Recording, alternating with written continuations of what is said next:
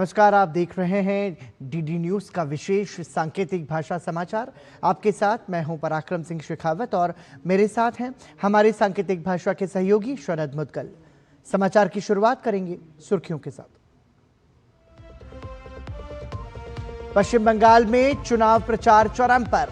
प्रधानमंत्री ने कटवा और जंगीपुर और दक्षिण दिनाजपुर की जनसभाओं में ममता सरकार पर साधा निशाना।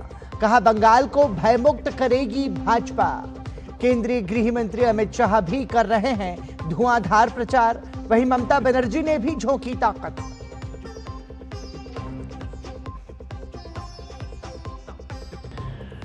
पश्चिम बंगाल शिक्षक भर्ती घोटाले में प्रवर्तन निदेशालय की बड़ी कार्रवाई। ममता सरकार के पूर्व शिक्षा मंत्री पार्थ चटर्जी से हुई पूछताछ।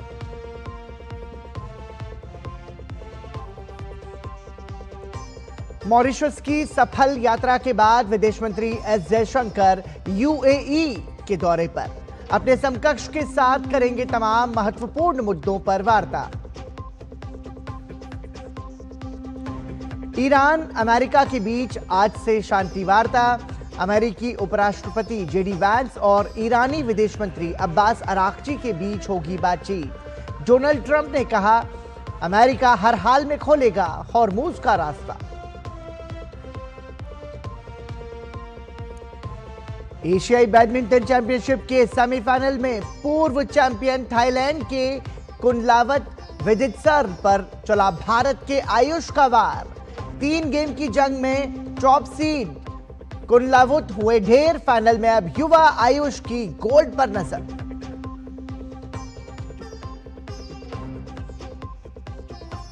और सुर्खियों के बाद आइए सबसे पहले नजर डालते हैं चुनावी राज्यों से जुड़ी खबरों पर।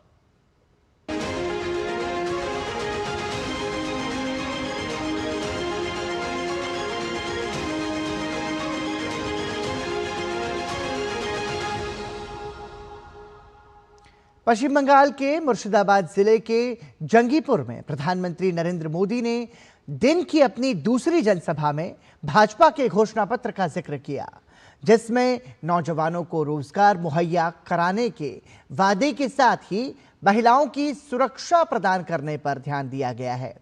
प्रधानमंत्री नरेंद्र मोदी ने तृणमूल कांग्रेस के सिंडिकेट पर तीखा प्रहार किया और कहा कि राज्य में भाजपा की सरकार बनने पर भ्रष्टाचार के सभी मामलों को उजागर किया जाएगा। जनता का हक खाएगा, उसके लिए रेड कारपेट नहीं बिछेगा, उसके लिए जेल के दरवाजे खोल दिए जाएंगे।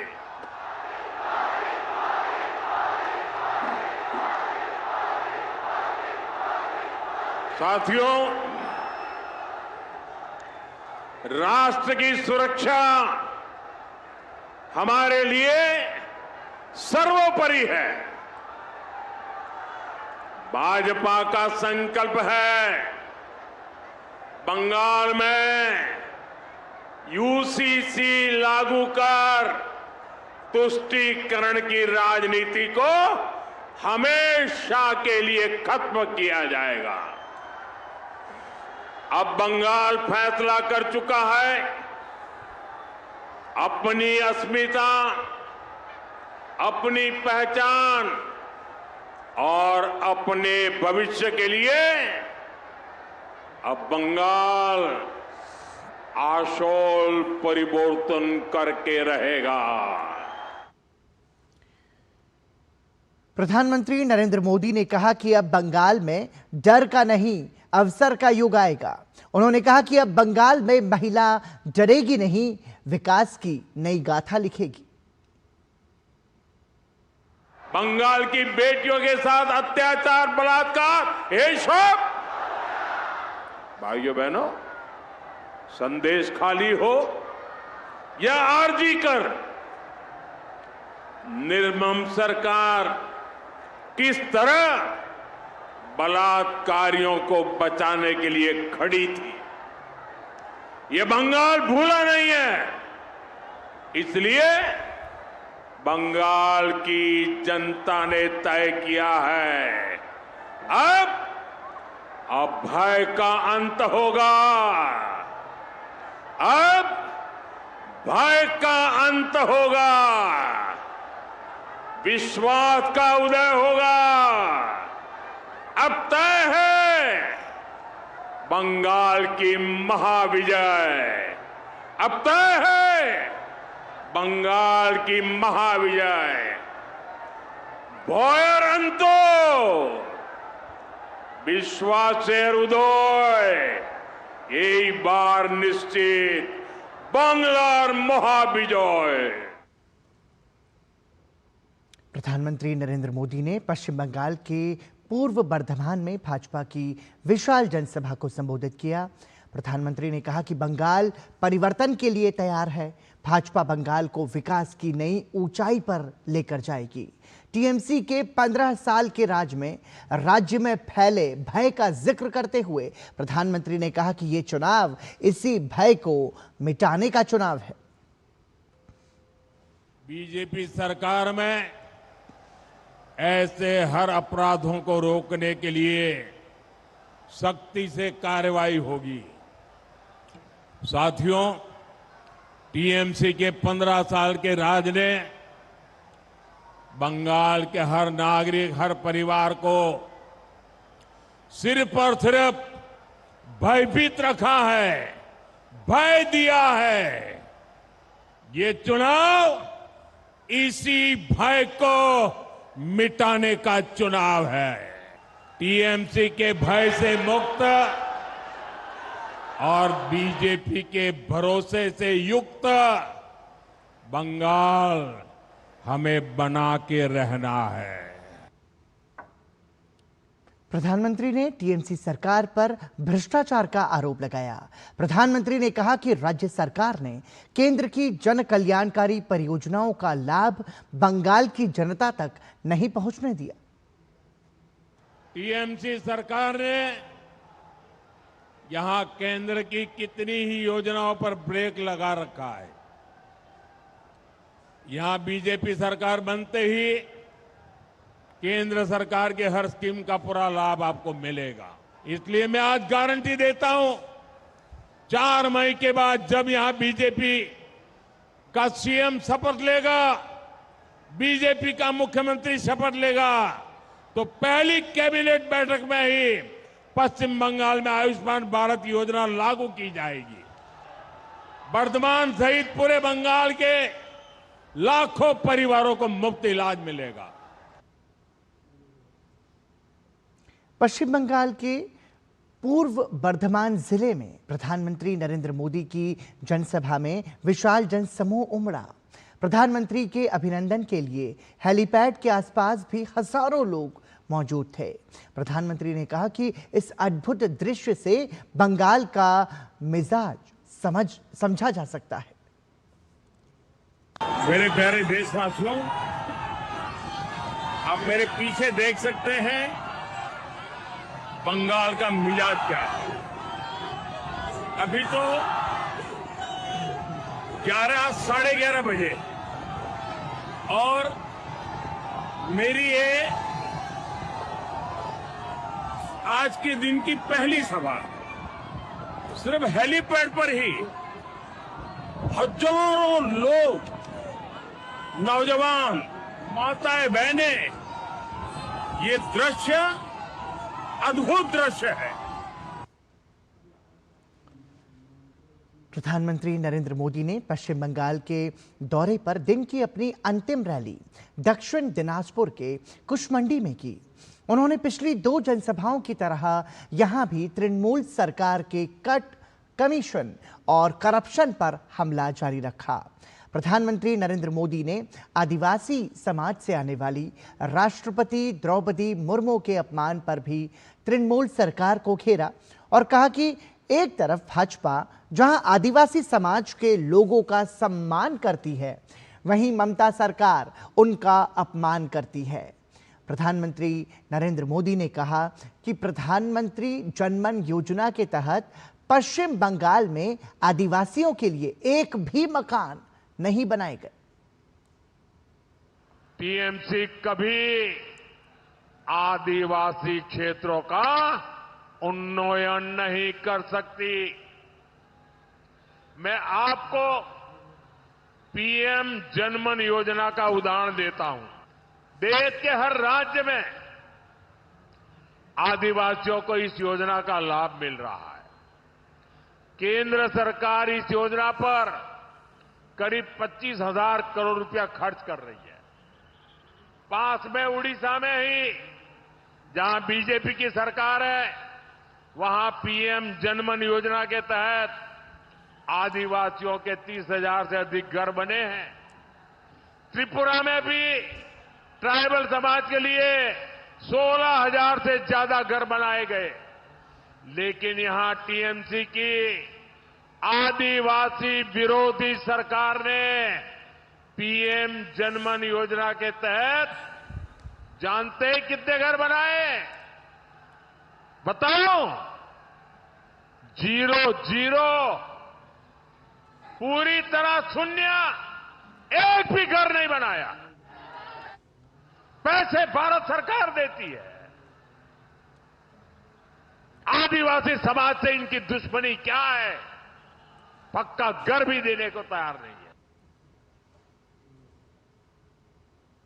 पश्चिम बंगाल के बांकुड़ा में केंद्रीय गृह मंत्री अमित शाह ने विशाल जनसभा को संबोधित किया, जिसमें उन्होंने मुख्यमंत्री ममता बनर्जी और उनकी सरकार पर जमकर हमला बोला।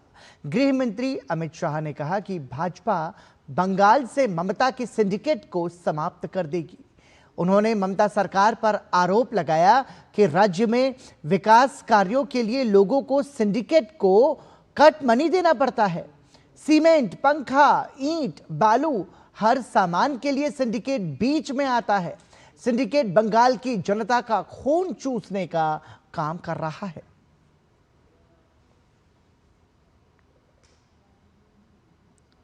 बनाकर रखी है ममता दीदी ने। सीमेंट लेना है, सिंडिकेट को कट मनी देना है। पंखा लेना है, सिंडिकेट बीच में आता है। ईंटा लेना है, सिंडिकेट बीच में आता है। बालू लेना है, सिंडिकेट आना है। सिंडिकेट बंगाल की जनता का खून चूसने का ममता और भतीजे का शासन बना हुआ है। केंद्रीय गृह मंत्री अमित शाह ने किसानों की हालत पर चिंता जताते हुए ममता बनर्जी की सरकार पर आरोप लगाया। उन्होंने कहा कि किसानों की उपज का भाव 20 रुपये प्रति किलोग्राम से अधिक होना चाहिए, लेकिन उन्हें मुश्किल से 2 रुपये ही मिलते हैं। अमित शाह ने कहा कि ये सब ममता दीदी के अहंकार के कारण हो रहा है। किसानों को अपनी उपज का दाम नहीं मिलता। यहां के आलू किसान 20 रुपया किलो से ज्यादा रेट से आलू जाना चाहिए, 2 रुपया भी नहीं मिलता। कि हमारा आलू हम झारखंड, उड़ीसा नहीं भेजेंगे, इसके कारण पूरे बंगाल के आलू किसान आज परेशान है। भाइयों बहनों, मैं वादा कर कर जाता हूं, विष्णुपुर वालों को भाजपा का मुख्यमंत्री बनते ही उसी दिन बंगाल का आलू ओडिशा, झारखंड और पूरे भारत में जाएगा। पश्चिम बंगाल के छतना विधानसभा क्षेत्र में भी केंद्रीय गृह मंत्री अमित शाह ने जनसभा को संबोधित करते हुए महिलाओं की सुरक्षा को लेकर ममता बनर्जी की सरकार पर हमला बोला और कड़ी आलोचना की। गृह मंत्री अमित शाह ने आरजीकर मेडिकल कॉलेज में हुई बलात्कार और हत्या की घटना का हवाला देते हुए कहा कि आरजीकर की घटना ने पूरी दुनिया में बंगाल को शर्मसार किया। सालों तक संदेश खाली में टीएमसी के गुंडे महिलाओं का शोषण करते रहे। ये घुसपैठिए महिलाओं का शोषण और उन पर अत्याचार करते रहे लगातार, लेकिन ममता बनर्जी आंख मूंद कर बैठी रही। ममता बनर्जी जी, आप महिला मुख्यमंत्री हो, फिर भी आरजी कर, संदेश खाली, न जाने कितनी महिलाओं पर अत्याचार हुआ। ये ममता बनर्जी कहती है कि 7 बजे के बाद महिलाओं को घर के बाहर नहीं निकलना चाहिए। माताओं बहनों, भाजपा की सरकार बना दो, रात को 1 बजे भी बच्ची सुरक्षित रहेगी, कोई उंगली उठाकर देख नहीं। तमिलनाडु में ऊटी में प्रचार के लिए आए भाजपा नेता के अन्नामलाई ने डीडी न्यूज से खास बातचीत की। अन्नामलाई ने कहा, जनता का रुझान स्पष्ट रूप से डीएमके के खिलाफ और एनडीए के पक्ष में है। अन्नामलाई ने और क्या क्या कहा, देखिए हमारी इस एक्सक्लूसिव रिपोर्ट में। बीजेपी के वरिष्ठ नेता अन्नामलाई जी इस समय हमारे साथ हैं। सर, आप तमिलनाडु में अब प्रचार करना आपने शुरू किया है, कल से क्या मूड देख रहे हैं जनता का यहाँ पर? जी, मूड बहुत अच्छा है। कल मैं 5 कॉन्स्टिट्यूएंसी में प्रचार किया जी, पूरा कोंगू बेल्ट में। ग्राउंड लेवल में एक अच्छा मूड बनाया। वो मूड डीएमके का विरोध है। पिछले 5 साल में डीएमके का गवर्नमेंट जनता, तमिलनाडु का जनता देख लिया। इधर लॉ एंड ऑर्डर बहुत खराब है, बहुत गंदा है, डेवलपमेंटल इंडिकेटर्स बहुत बुरा है। सो जनता का मन में बहुत क्लियर एजेंडा ई इलेक्शन में है। हमारा को एनडीए चाहिए, एआईएडीएम के लीडरशिप में एनडीए चाहिए, एडप्पाडी पळनिसामी जी तमिलनाडु का सीएम चाहिए। वो मूड ग्राउंड में बहुत क्लियर मैं दिख रहा हूँ जी। डीएमके लगातार पुराने मुद्दों को देख रहे हैं कि हिंदी को एक मुद्दा बना रहा है या फिर आपका और एआईडीएमके के गठबंधन को एक मुद्दा बना रहा है। ये कह रहा है कि कंट्रोल जो है वो दिल्ली से होगा। इसको लेकर आप क्या कहेंगे चुनाव में? हिंदी एक लैंग्वेज है। मैं आपके पास मैं हिंदी में बात कर रहा हूँ। मेरा हिंदी थोड़ा सा डिसेंट हिंदी है। मैं लास्ट 2-3 ईयर्स में मेरा को हिंदी चाहिए था, मैं थोड़ा सा सीख लिया। मैं आपका हिंदी में उत्तर दे रहा हूँ। सो क्यों आदमी का क्या लैंग्वेज चाहिए, वो लैंग्वेज का तमिलनाडु में फ्रीडम है। आपका कन्नड़ा चाहिए, कन्नड़ा में आप बात करें। आपका तेलुगु चाहिए, तेलुगु में बात करें जी। आपका हिंदी चाहिए, हिंदी में बात करें। न्यू एजुकेशन पॉलिसी में 3rd लैंग्वेज ऑप्शनल है। DMK is saying everything is controlled from Delhi. Who is controlling from Delhi? Nobody controls from Delhi. ADMK is an independent party. It's a party of free choice. It's a party of individual leadership. They can decide how they want to do the governance. We will win with historic margin and historic number. तो ये थे BJP के वरिष्ठ नेता Annamalai. Camera person Lalit के साथ निशांत राय, ऊटी। चुनाव आयोग ने तमिलनाडु विधानसभा चुनाव 2026 की तैयारियों की समीक्षा के बाद बड़ा प्रशासनिक फैसला लिया है। आयोग ने धीरज कुमार की जगह के मणिवासन को तमिलनाडु का नया गृह सचिव नियुक्त करने का निर्देश दिया है। बता दें कि के मणिवासन 1993 बैच के आईएएस अधिकारी हैं। आयोग ने राज्य सरकार को आदेश दिया कि ये नियुक्ति तत्काल प्रभाव से लागू की जाए। आयोग ने यह भी स्पष्ट किया है कि स्थानांतरित अधिकारी को चुनाव प्रक्रिया पूरी होने तक किसी भी चुनाव संबंधी पद पर तैनात नहीं किया जाएगा।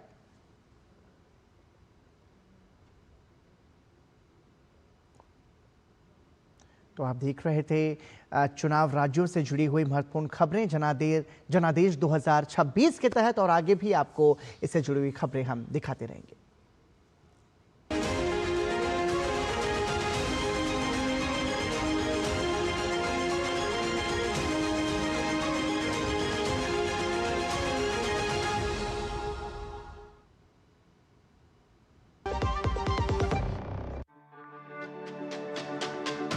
मेरी पसंद, मेरी पसंद, मेरी पसंद, मेरी पसंद, हमारी पसंद, हम सबकी पसंद। मजबूत देश का मजबूत सरिया हो गया स्टील। ब्रेक के बाद एक बार फिर आपका स्वागत है। मुख्यमंत्री योगी आदित्यनाथ ने आज लखीमपुर खीरी में बांग्लादेश से विस्थापित हुए 331 हिंदू परिवारों को जमीन का मालिकाना हक सौंपा है। इसके साथ ही थारू जनजाति के 4,356 परिवारों और स्वतंत्रता संग्राम सेनानियों के 2,350 आश्रित परिवारों को भी जमीन का मालिकाना हक सौंपा गया है। मुख्यमंत्री ने इस दौरान कहा कि पहले की सरकारों ने कभी विस्थापितों को उनका हक नहीं दिया था। 1947 और 1971 के विभाजन के दौरान बांग्लादेश से आए करीब 1000 विस्थापित लोगों को उत्तर प्रदेश सरकार जमीन का मालिकाना हक सौंप रही है। इसके साथ ही उत्तर प्रदेश कैबिनेट ने मंगलवार को एक प्रस्ताव को मंजूरी दी है, जिसके तहत विभाजन के समय पाकिस्तान से विस्थापित होकर राज्य में बसे करीब 12,000 परिवारों को जमीन का मालिकाना हक सौंपा जाएगा। 1947 और 1971 की उस विभाजन और उस त्रासदी के उपरांत जो लोग विस्थापित होकर के दर दर की ठोकर खाते हुए यहां पर बसे थे, ऐसे 1000 से अधिक परिवारों को आज यहां पर भौमिक अधिकार देते हुए मुझे गौरव की अनुभूति हो रही है कि आज इन बंगाली बंधुओं को उनका अधिकार हम उपलब्ध करवा रहे हैं। केंद्रीय मंत्री राजीव रंजन सिंह ने नई दिल्ली में समुद्री खाद्य निर्यातकों की बैठक 2026 की अध्यक्षता की। बैठक में वैश्विक बाजार तक पहुंच बढ़ाने की रणनीति तैयार की गई। इस दौरान केंद्रीय मंत्री ने कहा कि भारत मूल्य वर्धित समुद्री खाद्य निर्यात को बढ़ाएगा और EEZ तथा खुले समुद्र से समुद्री क्षमता का उपयोग करेगा। उन्होंने कहा, भारत के समुद्री खाद्य निर्यात ने एक नया मील का पत्थर पार कर लिया है, जो पिछले साल के 62,000 करोड़ से बढ़कर इस साल लगभग 68,000 करोड़ हो गया है। अप्रैल 2025 से फरवरी 2026 तक जो हमारा एक्सपोर्ट है, उसमें लगभग 7,000 करोड़ रुपए की बढ़ोतरी हुई है। जबकि हमारे सामने बीच में एक यूएस के टैरिफ की चुनौती भी थी। उस चुनौती को स्वीकार करते हुए विश्व के कई देशों में हमारे सी फूड एक्सपोर्टर्स एक्सपोर्ट कर रहे हैं, उसको लगातार बढ़ा रहे हैं।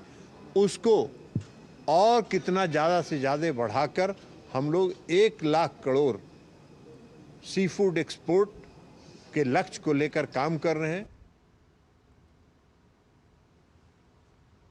सोशल मीडिया पर कट्टरपंथ से जुड़े पोस्ट के मामले में दिल्ली पुलिस की स्पेशल सेल ने पहले दिल्ली में कुछ युवकों को हिरासत में लिया था। जांच के दौरान ओडिशा से लिंक मिलने पर भुवनेश्वर के यूनिट 6 इलाके से शेख इमरान को गिरफ्तार किया गया।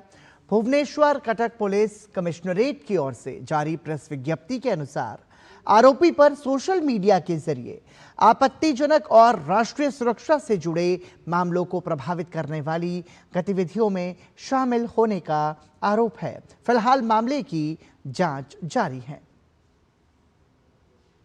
और इसी के साथ ही दूरदर्शन के इस विशेष सांकेतिक भाषा समाचार में अभी के लिए इतना ही।